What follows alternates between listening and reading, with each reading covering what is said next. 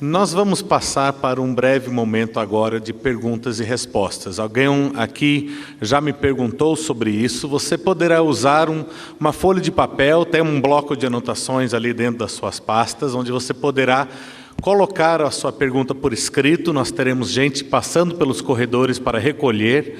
Vou pedir para que o Jonas Madureira venha para cá, ele será o moderador deste momento. Agora, uma pequena observação. As perguntas devem se restringir àquilo que nós acabamos de ouvir. Você que ouviu o Dr. Shed há 5 anos atrás em Porto Alegre, ficou com aquela pergunta ali atravessada, por favor, não faça isso hoje, né? É só dentro do contexto daquilo que nós ouvimos. Você tem alguma pergunta, você poderá anotar, fazer chegar aqui e fazemos então esse momento. Vou passar então a palavra para o Jonas, que estará nos conduzindo, enquanto os irmãos estão ali escrevendo as perguntas e fazendo chegar nas mãos de quem está passando aqui nos corredores. Sabendo que o senhor tem uma longa experiência na exposição bíblica e no púlpito no Brasil, de uma longa data. E eu gostaria de saber do senhor, como o senhor avalia, nessa perspectiva que o senhor tem de um tempo tão longo de caminhada no púlpito brasileiro, como o senhor avalia a situação do púlpito hoje em relação a essa crise que parece que sempre volta, não é? Entre o estudo, entre o trabalho, como o senhor disse, no texto, de estudo, de cuidado, não é? E ao mesmo tempo a aplicação, não é? Como o senhor vê esse estado hoje do púlpito brasileiro? Os irmãos que são ouvintes e não pregadores sabem que tem todo tipo de pregador. São pregadores que, como aquele escocês, que a sua cozinheira chegou um domingo de manhã e disse: o senhor esqueceu que hoje é domingo, o senhor tem que pregar daqui a 10 minutos. E ele disse: eu esqueci. Aí pegou um gole de whisky, subiu no púlpito e pregou. Tem esse tipo de pregador e tem os pregadores que gastam horas preparando mesmo, mastigando o texto, analisando, procurando concordâncias, significado das palavras, da gramática, tudo. Então, todo tipo ocorre. Alguns de nossos irmãos têm esse problema que foi o consenso daqueles alunos da faculdade lá em Brasília. Isto é que o pregador lê a Bíblia, mas ele usa a Bíblia mais como trampolim do que para realmente expor aquele texto. Então, os irmãos que estão nesse maravilhoso trabalho de ensinar a palavra, espero que este congresso seja um grande desafio para não ser como aquele pastor da Escócia, que acha que qualquer coisa que entra na sua cabeça deve ser inspirada mesmo. E estudar é absolutamente desnecessário, porque isso interfere com o Espírito inspirar a boa mensagem que você vai falar sem pensar, antes no assunto.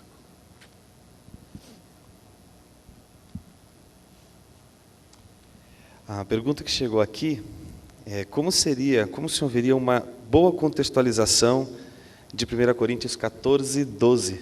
Meu irmão, eu esperava que essa pergunta seja feita para outros intérpretes. Posso dar a minha opinião. A palavra de Deus fala de um ministério de espíritos na igreja primitiva. E nós sabemos disso muito bem por causa de 1 João 4, que diz que tem que testar os espíritos se vêm de Deus.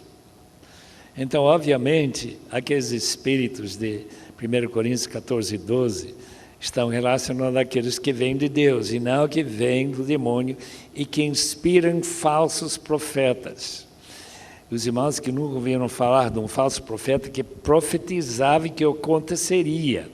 Eu tenho ali nos meus arquivos uma senhora de Washington chamada Jean Dixon, que era uma profetisa inspirada por poderes demoníacos.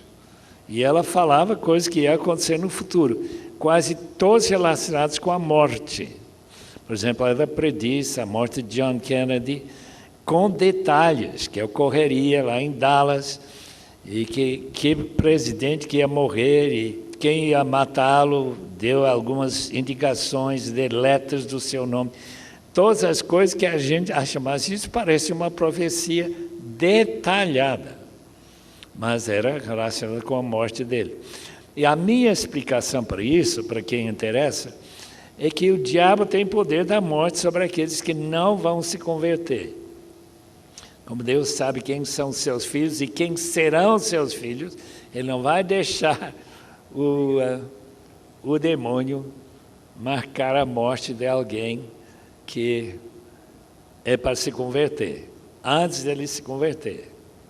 E depois é mais difícil ainda, porque ele tem a proteção do Senhor, que realmente cuida da gente para só morrer quando Ele quer. Ele não deixa isso para o demônio decidir, mas Hebreus 2,14 diz que o demônio tem esse poder. Eu entendo que é para os não crentes. A pessoa aqui pergunta, tendo em vista a defesa que o senhor fez do método histórico-gramatical, não haveria, nesse sentido, então, nada a que se aprender do método histórico-crítico? O método histórico-crítico deve ser totalmente rejeitado ou há algo de positivo que poderia ser aproveitado do método histórico-crítico?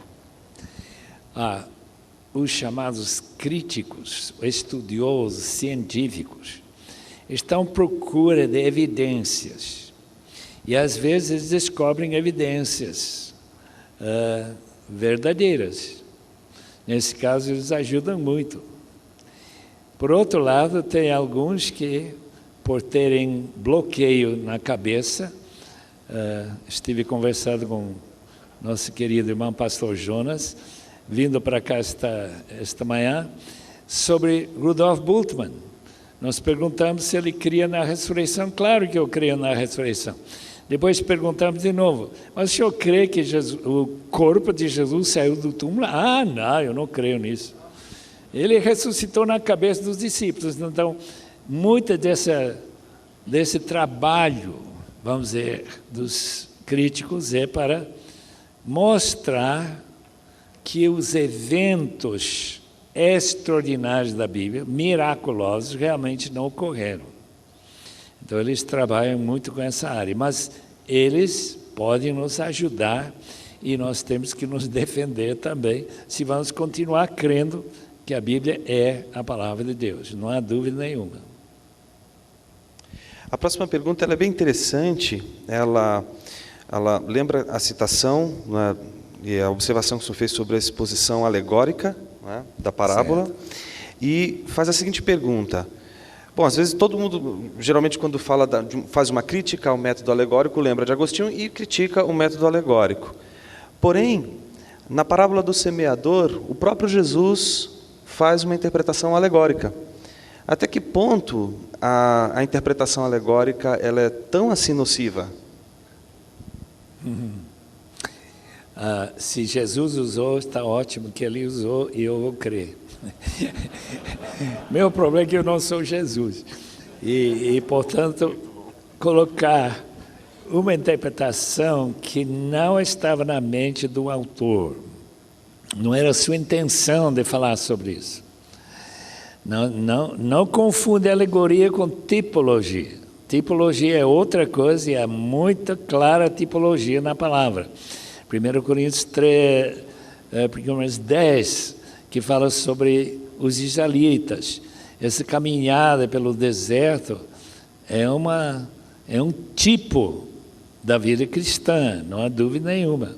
E aqueles pecados que eles cometeram têm seu lado na igreja também, essas possibilidades. Mas nós temos que ter bastante cuidado de não alegorizar quando a própria Bíblia não nos indica que isto é correto. A próxima pergunta, ela está voltada mais para o intérprete. A ideia de que todo intérprete tem uma visão de mundo, todo intérprete tem uma maneira, uma perspectiva de ver o mundo, tem pressupostos. Então, um marxista, um existencialista, um cristão, um ateu, eles têm pressupostos e eles vão interpretar o mundo a partir de seus pressupostos. Claro. No que diz respeito às Escrituras, a mesma coisa acontece. A pergunta é a seguinte: uma vez que existem pressupostos, e sempre existem pressupostos nas interpretações, como equilibrar a influência, e ela fala aqui também de uma contaminação dos pressupostos, na exegese, na interpretação do texto no seu sentido original?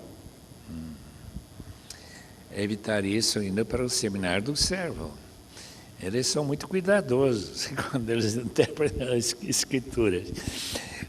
Em outras palavras, a gente chega a olhar para o texto já com o pressuposto que isto é a palavra de Deus. Não chego lá pensando, isso está cheio de erros, isso está cheio de um pensamento primitivo, pensamento que cria milagres com a facilidade que a igreja medieval criou, milagres e relíquias, esse tipo de pensamento. Em outras palavras, eu não posso provar que a Bíblia é de fato inspirada. Eu creio isso porque Jesus falou isso. E minha fé no Senhor Jesus não permite que eu chegue a uma outra conclusão. Porque isso significaria que nós teríamos, no fim, acabar com o próprio cristianismo. Se nós não podemos confiar em Jesus, que disse claramente, as Escrituras não podem falhar, não podem ser quebradas. Então, eu digo, eu devo entender qualquer que sejam minhas pressupostos, eu vou esquecê-los para ver o que é que o texto realmente ensina aí, tentar aplicar na situação pós-moderna que eu estou vivendo. Não sei se responde essa pergunta, mas eu não vejo outra maneira de nos aproximarmos à palavra e ainda ser cristãos, coerentes. Essa próxima pergunta me parece que ela reflete a aflição de todo seminarista quando começa a estudar as línguas originais e entendem o tamanho da dificuldade que é interpretar um texto, começando pelas línguas originais. E a pergunta é a seguinte: é possível fazer exegese séria sem conhecimento das línguas originais hebraico e grego? Até que ponto podemos fazer exegese prescindindo desses conhecimentos do grego e do hebraico? Nós temos imensas ajudas. Eu ia falar no começo que Vida Nova começou de uma forma muito interessante. O colega Arthur Brown entrou na casa de um pastor em Portugal e perguntou: onde está a sua biblioteca? Ele levou e mostrou talvez 4 ou 5 livros. E ele, assim, numa uma tremenda questão, e disse: mas como que o irmão prepara uma mensagem com uma biblioteca desse tamanho? E foi o início da Vida Nova. Os irmãos estão aqui por causa dessa entrada nessa casa daquele pastor e essa pergunta. Portanto, a questão é, se eu tenho um bom comentarista em que eu confio, que ele entende muito bem o grego ou hebraico, se estamos estudando o Antigo ou o Novo Testamento, que eu posso confiar tão bem na tradução dele, na explicação desse texto, do que eu posso confiar em minha tradução se eu entendesse a língua, porque eu trabalhei um pouco com o Dr. Carson, eu tenho admiração tremenda, ele está lá em cima na sua compreensão do grego. Ele é muito capaz, não há dúvida nenhuma. Portanto, se eu estou lendo aquele comentário que ele escreveu sobre Mateus ou sobre João, eu não acho muito provável que eu vou ter que corrigi-lo com a minha compreensão do original e dizer, não, ele está errado. Eu teria muita dificuldade nisso. Portanto, estamos numa situação muito diferente do que há 55 ou 56 anos atrás, quando a Vida Nova estava começando em Portugal, antes de vir para cá. Portanto, se os irmãos que não estão lendo o grego todos os dias e não lembram mais do hebraico que estudaram no seminário, eu sei o que estão fazendo, estão usando comentários. E agora temos excelentes fontes nesse sentido. Mas, agora eu vou ter que dar uma ressalva. Meus irmãos, conhecer as línguas originais é uma grande ajuda para fazer exegese ou procurar o texto. Eu faço repetidas vezes. Eu quero entender esse texto no original.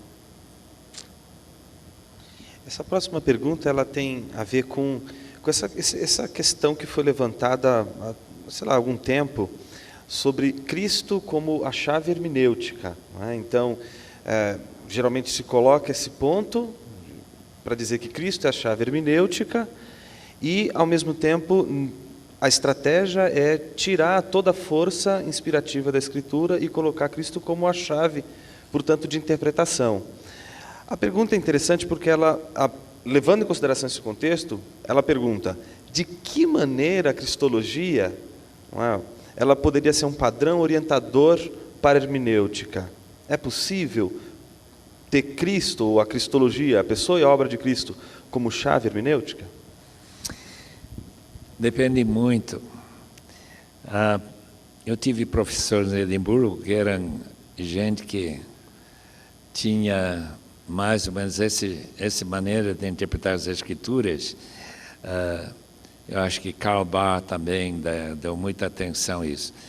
A dificuldade é que se nós lermos somente os Evangelhos, e talvez o livro de Atos, e não lemos as epístolas, nós vamos ficar sem uma compreensão de muita coisa, especialmente relacionado com a igreja e a estrutura e significado desse povo de Deus, porque Jesus disse, eu edificarei minha igreja, mas ele não falou como que vai ser essa igreja, qual vai ser suas características e tudo mais.